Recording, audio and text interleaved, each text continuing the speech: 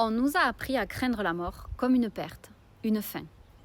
Pourtant, tout montre qu'il ne s'agit pas d'un arrêt, mais d'un passage. Quand le corps s'éteint, la conscience, elle, continue. Plus claire, plus vaste, plus vivante que jamais. La séparation du corps n'est pas une déchirure. C'est comme ôter un manteau trop lourd, qu'on croyait être nous. Ce qui se révèle alors, c'est notre vraie nature.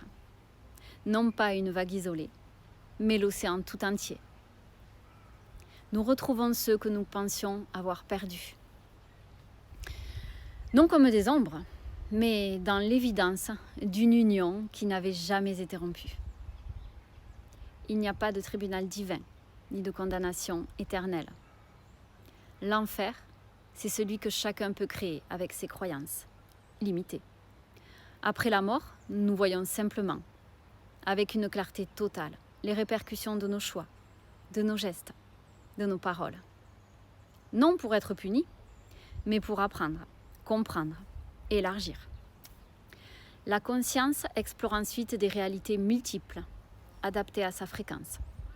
Certaines âmes choisissent vite une nouvelle incarnation, d'autres deviennent guides, d'autres encore expérimentent des espaces intermédiaires.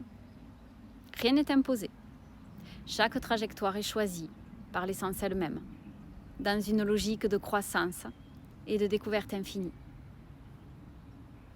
Ce qui effraie les systèmes établis, finalement, c'est cette liberté.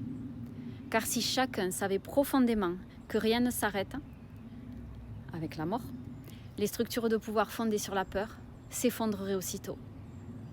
Alors, la vraie question n'est pas « que se passe-t-il après ?» mais plutôt « que fais-tu maintenant de ta conscience ?» Les croyances et l'ouverture que tu cultives aujourd'hui dessinent ton chemin de demain. Tu n'es pas une victime d'un destin arbitraire. Tu es le créateur ou la créatrice de ton expérience, ici comme au-delà. Souviens-toi, tu n'es pas le manteau. Tu es celui ou celle qui le porte, toujours.